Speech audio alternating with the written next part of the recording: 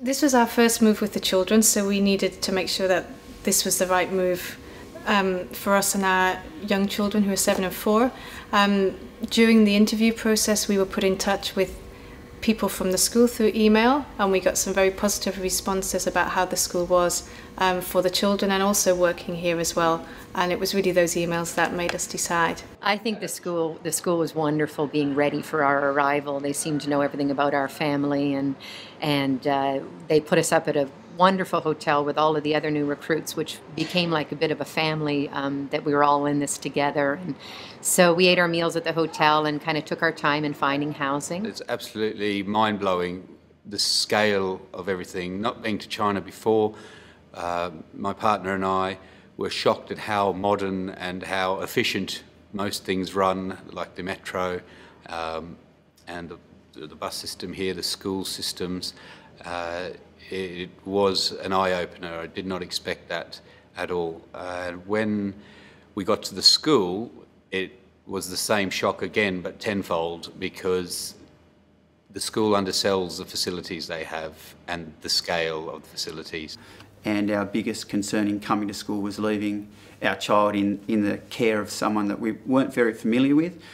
School was very helpful in trying to line us up with a variety of different IEs which we met with, and I must say we've been very happy with the person that we have secured and how caring and loving she is for both of our children. So you can live in apartments. If you like the high-rise apartment styles, even low-rise apartments, there's lots of those around. And those often are quite close to school, literally across the street, depending on where you are in a compound. But kids can walk to school, you can walk to school, so commuting can be a non-issue if that's what you're after. On the other hand, if you want to live in something bigger, you can live in single-family homes, you can live in row houses, sort of, I think they're called semi-detached homes, where you share some walls, but in these cases you have multiple floors and yard space, some outdoor space if that's what you're interested in. All of those are available near the school.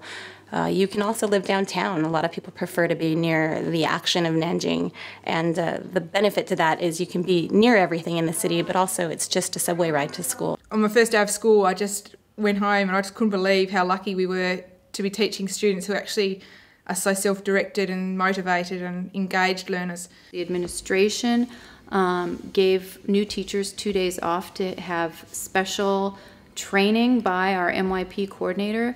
So this amount of support in that the school will provide substitute teachers for us to have time off curriculum, and we have been told when we want special time off for collaboration, we can request it. I had no expectations moving to Nanjing because I had little knowledge of China, but I didn't expect there to be so much going on always. I expected to spend a lot of time studying and preparing for lessons, and of course we still do that, but there's always something to entertain you. I didn't care what country I lived in, I didn't care what necessarily the situation was, but there were two things that were important to us: a great school for our kids and a great school for us to just become better teachers, and I so far am more than pleased.